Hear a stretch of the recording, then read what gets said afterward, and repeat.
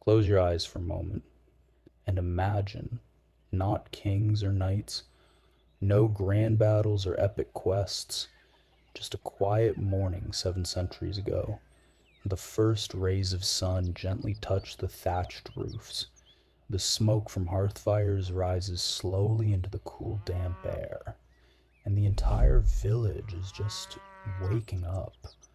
Today, let's take a slow, silent walk through one perfectly ordinary day in a 14th century village, where every simple task held a rhythm and time moved at the pace of a walking ox. Imagine darkness, not the kind outside your window when streetlights are on, and not the kind in your room with your eyes closed. Imagine the kind of darkness that only exists an hour before dawn. Thick, complete, the kind you could get lost in just 2 steps from your own door. The air is cold and damp, it smells of wet earth, soaked wood, and silence. Yes, silence has a smell too. It smells of old stone and cold ash. In this darkness, the village sleeps, but its sleep is very, very light now, almost transparent. Through it, the sounds of the new day are already beginning to seep, not loud, not sharp, barely perceptible. Listen closely. Somewhere far away at the edge of the forest, an owl calls out once. A short cry, and doesn't repeat. It too feels the night ending. Somewhere wood creaks. An old beam in a house cooling through the night has shifted slightly. It groans in its sleep like an old man turning onto his other side. And now, take a scent right now in this complete dark. The first smell of the day is born. It's still weak, thin, like a thread. It's the smell of smoke, but not the acrid smoke of a bonfire. A different kind. Warm, dry, woody. This smell comes from the bakery, from the house with the biggest chimney. Inside, the darkness is absolute. But if we could see in it, we would see a man. He moves unhurriedly, very slowly. His hands aren't fumbling in the dark. They know this protrusion in the wall. Here's a shelf.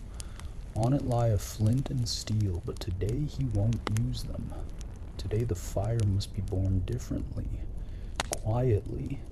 His fingers dip into the oven, they feel for a pile of ash deep inside. Yesterday's ash, it still holds a tiny invisible warmth, a living ember hidden under a gray blanket. The baker, carefully, as if probing a wound, stirs the ash and places a handful of dry moss there, the driest moss he gathered last summer. The moss lies motionless. It seems nothing will happen. The baker leans in, his lips almost touch the ash, and he doesn't blow. He exhales.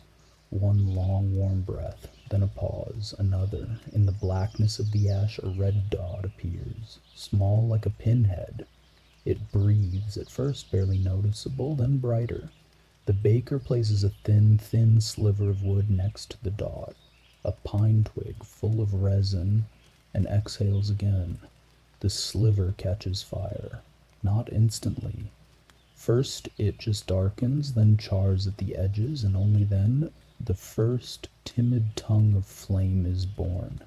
It's yellow, it's alive. Now he can add more, a small splinter, then another. The fire grows. It now illuminates the inside of the oven. It throws dancing orange shadows onto the bricks. But the light doesn't reach the room yet. Only a faint glow falls on the baker's hands. On his fingers stained with flour and soot, he steps away from the oven, approaches the table. By touch he finds a large clay pot, scoops flour from a sack. It pours into the pot in a soft, silky cloud. Then water from a jug, salt from a small pouch. He plunges his hands into the mixture, and the dance begins. This isn't just mixing, it's a conversation with the dough. His hands squeeze, stretch, fold. The dough resists at first. It's sticky and cold. Then from the warmth of his hands it becomes more obedient. Softer, the sound is dull, wet, slaps, gentle crunches, a steady, lulling squelch. The baker works in complete darkness, lit only by the glow from the oven. He doesn't see the dough. He feels it. Feels when it's ready, when it has enough life in it to rise. And at this time, outside by the well, a woman stands. She's wrapped in a large shawl. She's in no hurry. She's looking at the sky. The sky is no longer black. It has become a deep blue, as deep as the water in the deepest lake. And against this blue background, the last brightest stars are visible. They twinkle with a cold, pure light. She takes the bucket, wooden, heavy, darkened with age, throws it into the well. The bucket falls down for a long time. Then a dull, distant thud, a splash. The echo of that splash rises up, mingling with the creak of the well crank. She begins to turn. Creak, creak, creak. Wood rubs against wood, old soaked through the night. The sound is even, monotonous. You could think to its rhythm, or not think at all. The bucket appears over the ledge, full. The water in it is black like ink.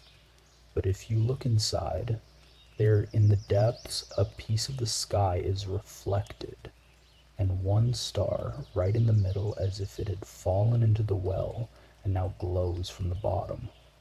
The woman sets the bucket on the ground. The water settles. The star's reflection disappears. She looks to the east. There, above the forest, the strip of sky has grown even lighter. It's not blue anymore. It's gray. Gray like the ash in the oven, and along the edge of this gray strip runs a thin thread of gold. It's almost invisible, but it's there. The day hasn't arrived yet, but it's already here. It's waiting behind the forest. It's preparing to take its first step. The silence around becomes different. It's no longer nighttime, it's pre-dawn. There's more emptiness in it, more anticipation. Soon the first bird will sing, soon the first leaves will stir, soon the first people will wake. But for now there are these last minutes, minutes between night and day, between sleep and wakefulness. Listen to them. The silence of dawn was a deception. Beautiful but brief. Real morning doesn't begin with light, it begins with sound. With a blow. Listen. This isn't just noise, it's a rhythm, precise like a heartbeat. A heavy hammer strikes red-hot iron on an anvil. 1. Pause. 2. Pause. 3. This is the village's heart, the smithy. Let's move closer, it's hot, the air shimmers with heat. In the forge, a fire rages, not the timid one born in the bakery. This fire is grown, furious, bright white at its core. The blacksmith isn't rushing. He selects an iron rod from the fire, its end glowing a dazzling orange, almost white. He places it on the anvil to pressure a massive piece of steel pitted by thousands of blows, and begins. His movements are economical. Nothing extra. Raises the hammer, weighs it in the air, brings it down. The blow births a shower of sparks. They scatter in all directions like stars born for a second and dying on the earthen floor. He doesn't strike aimlessly. He's having a conversation. The iron hisses under the hammer, protests, changes shape. The blacksmith listens to this hiss. He feels when the metal is tired, when it needs to return to the fire to become pliable again. This knowledge doesn't live in his head. It's in the muscles of his arms, in his back, which remembers the bend, in his legs planted firmly on the ground. He doesn't think, he does. Blow after blow, and from a shapeless lump a thing is born, simple, necessary, a horseshoe, a plowshare tip, a hinge for the barn door. Now step away from the heat, breathe the cool air, and you'll hear another rhythm, quiet but persistent. It comes from the house across the way, thump, thump, thump, screech, thump, thump, thump, it's the loom. A woman sits before it, her body rocking back and forth in time. She throws the shuttle through the warp threads. Left hand, left, right. Her feet press the pedals, raising and lowering the threads. It's monotonous, it's hypnotic. Her gaze is unfocused. She isn't looking at the work. Her hands work on their own, guided by years of built-up memory. In a day, she will repeat this motion thousands of times. And cloth will be born, coarse, woolen, smelling of sheep. From it, a dress, a blanket, a sack for grain will be sewn. And while her hands dance this quiet dance, her thoughts can be anywhere. Maybe she's recalling a conversation by the well. Maybe she's thinking about supper. Or maybe she's just listening to the beat of her loom and the beat of the blacksmith's hammer, merging into one common morning pulse. Now step beyond the village boundary, to where the shadow of the houses ends and the field begins. Here the rhythm is entirely different and slow, heavy like the breath of a sleeping giant. There he is, the plowman. He walks behind the plow pulled by an ox. Step, pause, another step. The ground under his foot is soft, damp with dew. The plowshare cuts into the soil, turning over a thick, gleaming furrow. Shh, rustle. The crunch of root, the ox's heavy snort. This isn't haste, this is exertion. Constant, stretched over time. The muscles in his back and legs are tense, but the movement is fluid. Here they don't count minutes, they count steps, they count furrows. His world has narrowed to the strip of earth before him, to the ox's back, to the handles of the plow. Thoughts drift away. All that remains is the body, the sun already beginning to burn the back of his neck, and the endless repeating step. 3 rhythms, loud metallic and docile in the smithy, quiet wooden in the house, deep earthly in the field. They don't interfere with each other, they combine like instruments in an orchestra. The hammer is the drum, the loom is the violin, the plow is the cello, and together they play one symphony. The symphony of morning, the symphony of labor that isn't heroic but mundane. That doesn't change the world but simply sustains it, day after day, blow after blow, step after step, and as they play this symphony, the sun climbs higher, the shadows grow shorter, the heat gathers strength. But that's another story. The story of noon. The rhythm of the morning was winding down. The sun stood directly overhead like a red-hot nail driven into the dome of the sky.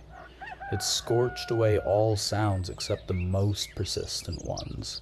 The faint buzzing of flies by the stable, the dry, papery rustle of leaves on the lone tree by the road, and the churring, a dry, rapid churring, cicadas. They screamed in the grass, and their scream was the heat itself turned into sound. It filled all space as if the very air was vibrating from the scorching glare. The smithy fell quiet. The forge was banked, covered with a layer of ash to preserve the coals until evening. The blacksmith sat on the doorstep, his back against the cool stone. He drank water from a clay jug in large, slow gulps. His hands, black with soot, trembled with a fine, exhausted tremor. He wasn't looking at anything. Just drank and stared at the dusty road where heat haze shimmered. The heat changed the rules. Heavy work was postponed. It was time for small tasks, in the courtyards, in the shade of sheds.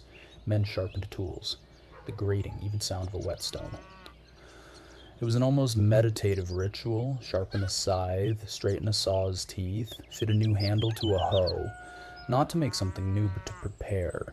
Prepare the tool for the second evening wave when the heat would subside. And by the well, the women gathered. Not for water, the water had been drawn in the morning. They gathered for conversation. Their voices were low, tired, but with a thread of animation. They cleaned vegetables gathered from the garden, onions, turnips, a bundle of greens. The soft crunch, the rustle of peelings falling into a woven basket. These were sounds of anticipation. Soon there would be food, and then it arrived, the central moment of noon, the meal. This wasn't just eating, it was an event. People dispersed to their homes, or, if the work was far, gathered right in the field under a solitary oak. The sounds changed drastically. The clunk of a wooden spoon against the bottom of a shared bowl, muffled chewing, a sigh of satisfaction, a quiet groan as tired muscles finally relaxed into stillness. Conversations over food were special, not about the future, not about big matters, about the small things, that the ox had started limping in the morning, that caterpillars had appeared in the cabbage, that the neighbor's wife had given birth. The words were simple, phrases clipped. Information was conveyed not with words, but with nods, grunts, glances. They understood each other with half a word, or rather with half a look. After the meal came those precious 15 minutes for which it seemed it was worth living through the day, doing nothing. Someone simply sat with eyes closed, face turned to a faint breeze that finally stirred the leaves. Someone lay on their back in the shade, an arm thrown over their forehead, and instantly plunged into a short, deep animal sleep. The children, quiet until then by the adults, broke free and ran shrieking between the houses, but their shrieks were also muffled by the heat, as if by cotton wool. In these minutes the village froze. Even the cicadas seemed to chirr more quietly. The world exhaled. This wasn't laziness, it was wisdom. An acknowledgement that everything has its limit. That strength is not infinite, that the sun at its zenith is the master of the situation, and it cannot be argued with. One can only wait it out, submit, and in this submission lay a strange kind of freedom. Freedom from haste, freedom to simply be, to sit on the ground, feel its warmth through clothing, hear one's own heart finally slowing to a calm human rhythm. But the sun did not stand still. It began to tilt imperceptibly to the west. The shadow from the house crept slowly, millimeter by millimeter, across the yard. The 15 minutes elapsed. Someone sighed first, heaved themselves up, brushed off their trousers, then another. A quiet clatter, bowls and spoons being cleared. A faint creak rising from a bench. A dull thud. An empty, now light basket slung over a shoulder. Noon was ending. Its short, scorching mercy was exhausted. The day slowly, reluctantly passed its peak and began to roll downward toward evening. The heat was yielding. It didn't disappear but retreated like a tide. The air went from scorching to simply warm, and then the first, barely perceptible thread of coolness appeared in it. It came from the forest, from the river, from the depths of ravines. The day was making its final effort. In the smithy, a final solitary hammer blow rang out. Not like the morning's furious tearing. This blow was heavy, conclusive, a final period. Then a clang, the blacksmith threw his hammer onto a wooden block.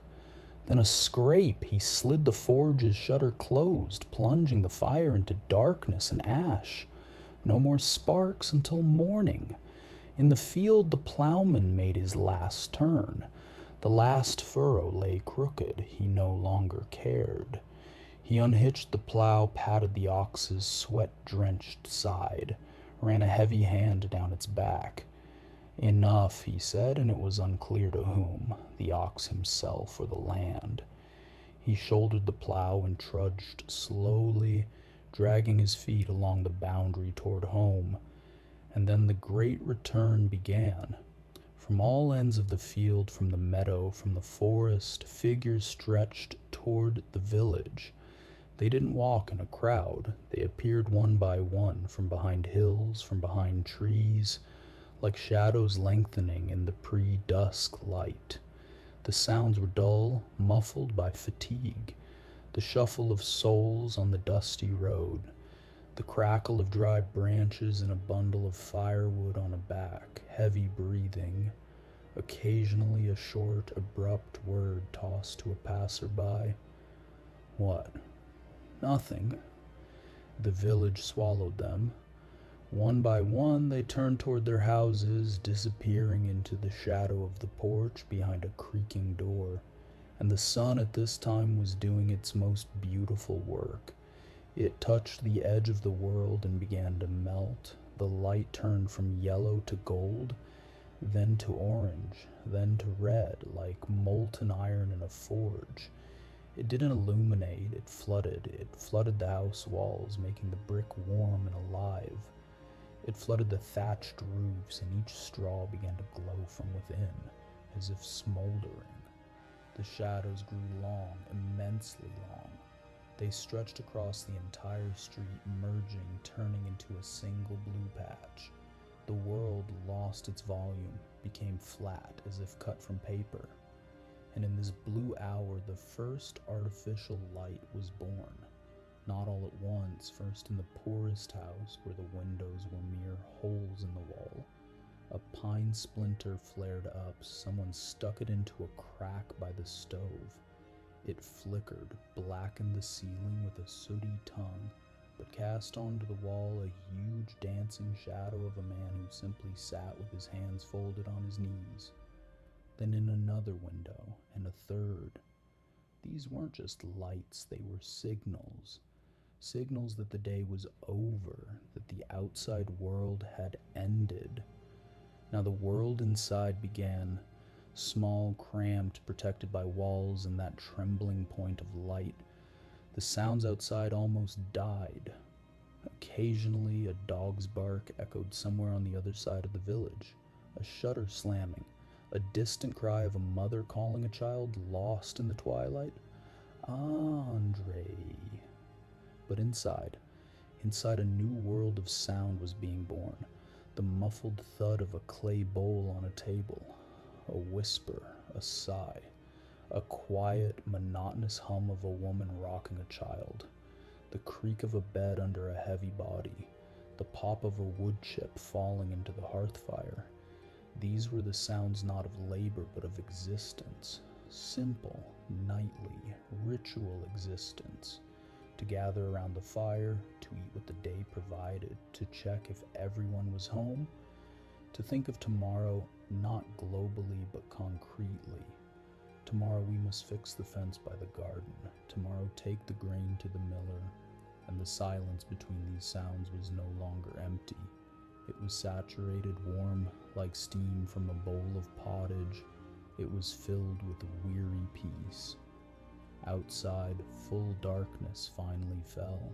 The blue hour gave way to black night. The windows now shone not softly but sharply, brightly, like holes in the fabric of night behind which life was hidden. The last one to go outside was the watchman, an old man with a clapper. He made his round of the village once an hour. His steps were slow, measured, clack, clack, clack. His clapper struck a wooden board, not to scare off thieves, so that all those already lying in their beds would hear and understand someone is awake. The world is under guard.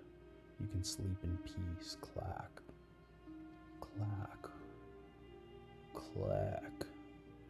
The sound faded, dissolved into the darkness. Then came the silence. True nighttime silence. The day was dead.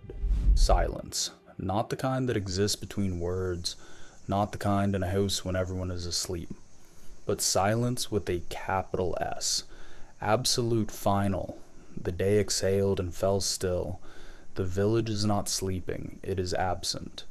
It has become a black silhouette against a slightly less black sky. Only by this silhouette, by the sharp teeth of roofs against the stars, can one guess that people live here. The moon. If it is there, it does not illuminate, but develops.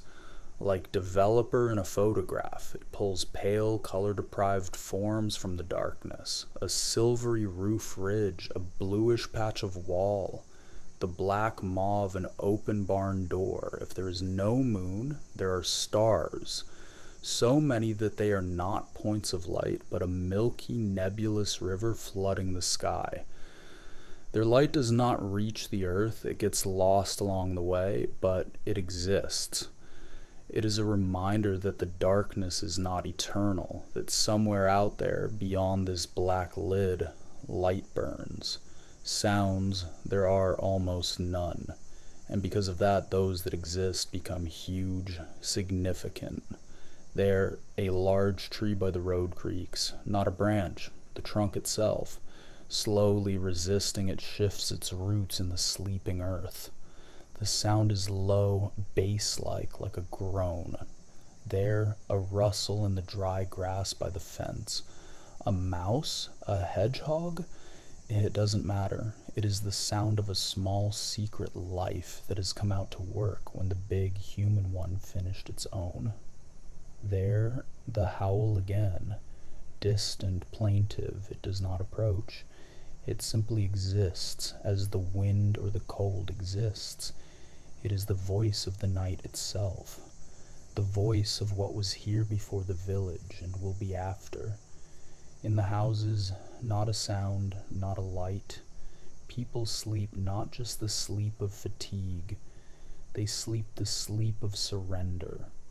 They gave the day to the earth, the fire, the water, the tool, and now the earth, it seems, is taking them back, drawing them into itself with this dark, warm sleep to return them renewed by morning. Time is stopped. There is no yesterday. There is no tomorrow. There is only this infinitely lasting now. Now it is night. Now it is silence. Now the village is a stone imprint on the body of the earth. Tomorrow everything will start again. The first spark in the bakery, the first creak of the well, the first hammer blow, but not now. A pause. A long, deep, sacred pause between two identical days. Between an inhalation and an exhalation, between life and life. Listen to this pause. There are no thoughts in it. There are no worries in it. In it there is only your breathing and a dark, warm promise that after this silence, light will surely follow. Good night. Our day is done. From the first spark to the starry river. If this quiet journey helped you rest, stay with us. Subscribe to Goodnight Lecture Hall. Let this day melt into your dreams. Remember, after silence comes dawn. Good night.